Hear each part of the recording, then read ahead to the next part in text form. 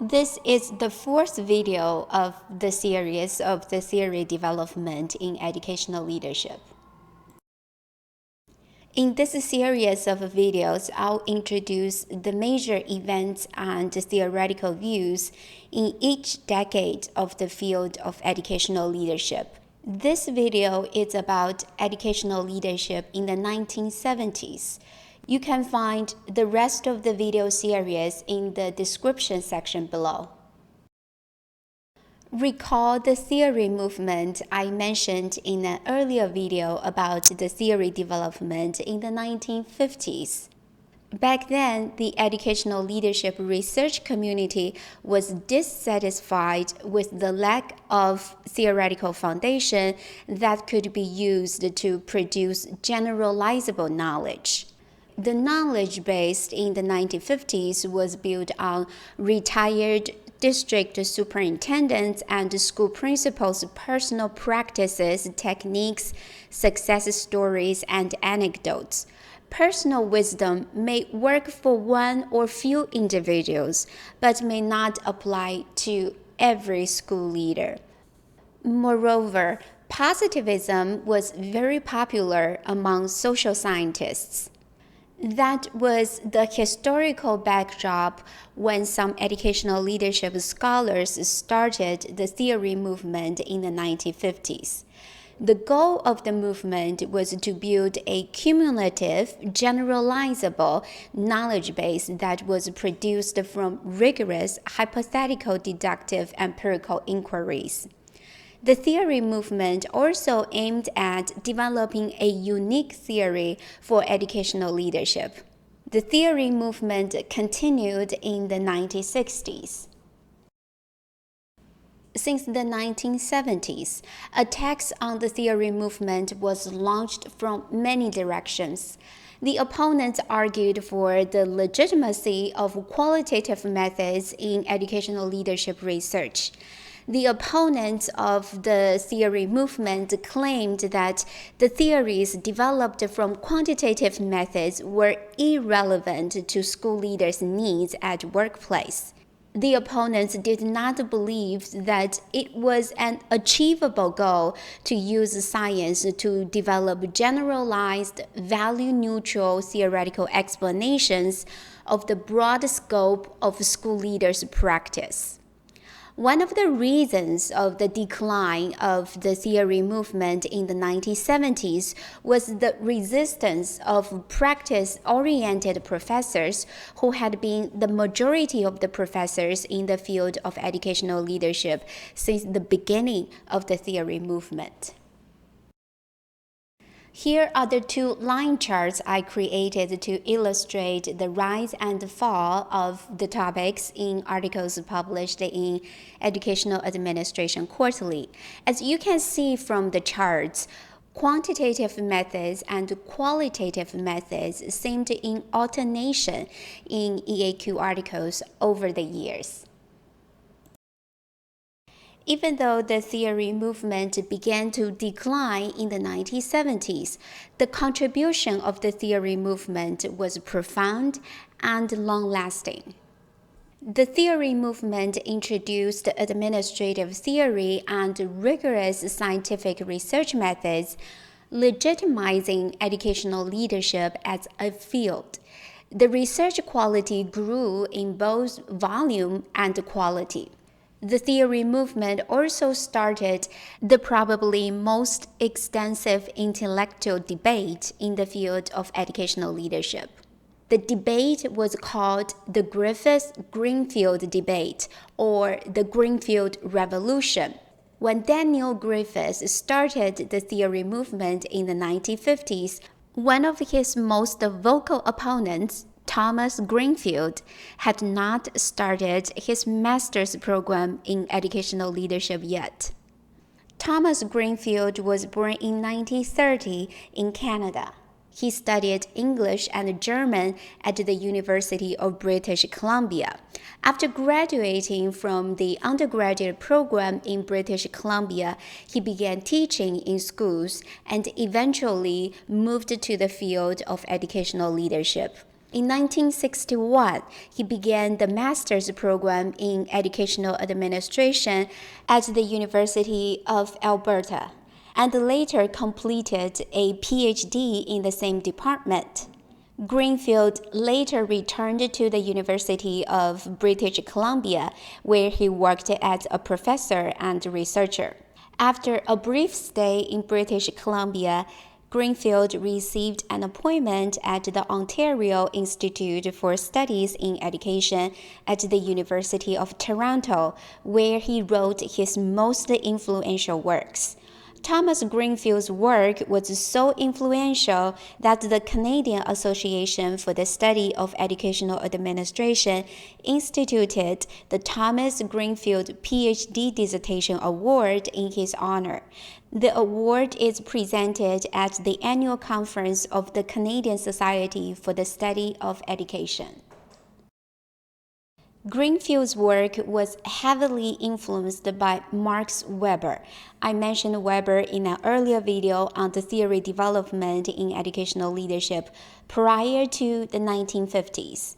Weber opposed positivism. So did Greenfield, who criticized the positivist orientation of the theory movement in educational leadership. Greenfield argued that a fundamental assumption of positivism was that individuals in organizations were independent from one another. These assumptions did not hold in organizations. Greenfield considered organization as a social reality of human creation, existing only in people's minds, and organizational members make up the reality to suit them. Greenfield proposed a subjectivist approach to the study of educational leadership.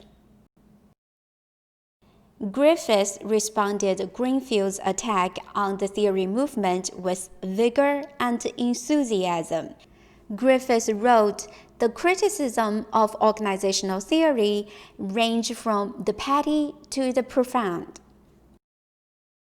Griffiths added, "As one reads and listens to Bates and Greenfield, one gains the impression that they consider advocates of traditional theory to be idiots at best and pathological at worst."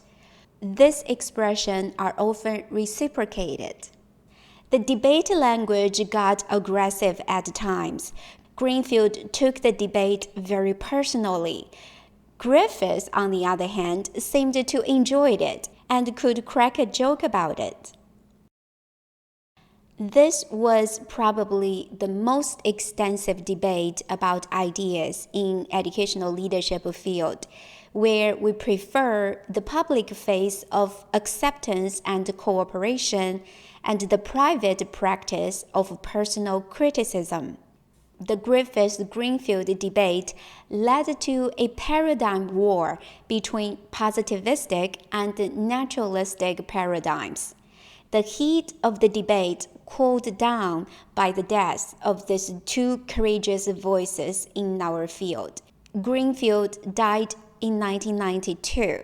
7 years later, Griffiths died in 1999. However, till this day, the debate is not fully resolved. Despite the effort to reconcile the two sides, reading journals and attending conferences, researchers see both quantitative and qualitative studies. In the broad field of administrative science in the 1970s, the rational organizational theory began to erode. Herbert Simon advanced the research on organizational decision-making, proposing the construct of uncertainty in decision-making. Simon was awarded the Nobel Prize in 1978. As a parallel, in the field of educational leadership, contingency theory became popular as researchers recognized the complexity and uncertainty of technical environments that shaped the structure of organizations. The theoretical views of educational organizations also shifted from closed system to open system. The closed system views focused on the technical aspect of work solely within the organization. The open system view allowed scholars to consider the broader environment of organizations. Another theory related to the closed system organization is role theory. Role theory was one of the major theories in educational leadership in the 1950s and 1960s. According to role theory, role implies a specific pattern of behaviors, which are shaped by the goals people identify in organizations. And that goal identification depends heavily on where you are in an organization and how the communication takes place in the organization. This explanation of organizational behavior makes sense. Sometimes. Under some circumstances, if you know Adam's location in organizations and organizational communication, and you also know Adam's goals, then you can predict Adam's decisions and behaviors. But there are many other factors that are not taken into consideration in role theory. Why do Adam and Barbara make different decisions and behave differently when they work in the same team and have the same goals? So it is not enough to use the role to predict behaviors. Sometimes the personality differences between Adam and Barbara are more powerful in predicting their decisions and behaviors. Sometimes the social influence, such as the conformity effect, can better explain Adam's and Barbara's behavior. I talk about conformity effect in a different video. The link of the video is in the description section below. Moreover, emotions can also explain different behaviors of Adam and Barbara. Adam is grateful and he is more likely to help teammates. This kind of voluntary helping behavior in organizations is called organizational citizenship behavior. On the other hand, Barbara holds the resentment because her teammates don't allow her to be the spotlight at all times. To gratify her desire to be dominant in social settings, Barbara is and sometimes sabotages her teammates' work at the expense of the team performance. During the 1970s, the study of leadership centered around narrow aspects such as leader-follower relationship, leadership behavior, and the role description of school leaders. To address the limitation of role theory, some scholars proposed the interaction between leaders' personalities and the situational demands.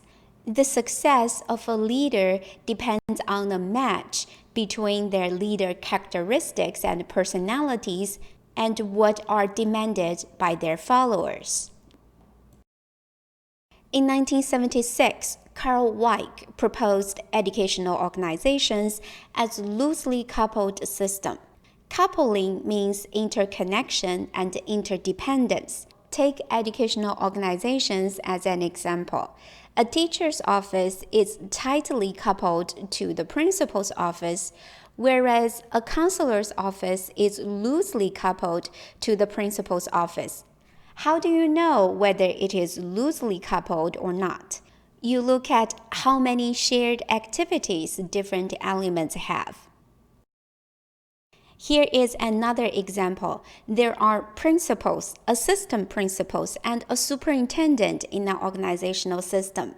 If you don't find many activities shared by assistant principal and the superintendent, then the assistant principals are considered as being loosely coupled with the superintendent. In some school districts, constituents and school boards can be considered as being loosely coupled because they don't have a lot of shared activities. The merit of a loosely coupled system is that it allows some elements in organizations to persist. But this effect cuts both ways. For example, school board members can remain on the board for decades, even though their constituents disapprove board members' decisions. In 1972, another important research journal, Educational Management, Administration, and Leadership, was launched. Like Journal of Educational Administration, established in 1963, the Journal of Educational Management, Administration, and Leadership has a focus on international perspectives. The journal has become one of the most prestigious research journals in educational leadership. In its first issue in 1972, most of the articles were about the training in the management of education. Many educational leadership journal articles published in the 1970s were not empirical studies as expected from an academic field. Many articles were conceptual, like Daniel Griffith's EAQ article titled Intellectual Turmoil in Educational Administration. Educational leadership researchers borrowed many theories and constructs from other disciplines, such as sociology, organizational theory, and psychology, to build theoretical foundation for educational leadership. It had to wait until the 1980s before the field of educational leadership can be considered as an academic field with a strong empirical background. This video is about the theory development in the field of educational leadership in the 1970s. I talk about the Griffith-Greenfield debate, which led to a paradigm war between positivistic and naturalistic paradigms. This was probably the most extensive debate about ideas in educational leadership. The debate is still not fully resolved till this day. I then talk about the theoretical views of educational organizations shifted from closed system to open system. I talk about the limitations of role theory and how scholars addressed those limitations. I then introduced the theory of loosely coupled system, which became popular among educational leadership scholars. In 1972, another important research journal, Educational Management, Administration, and Leadership, was launched, and many research articles were conceptual, not empirical. It had to wait until the 1980s before the field of educational leadership can be considered as an academic field with a strong empirical background. In the next video, I'll talk about the theory development of educational leadership in the 1980s.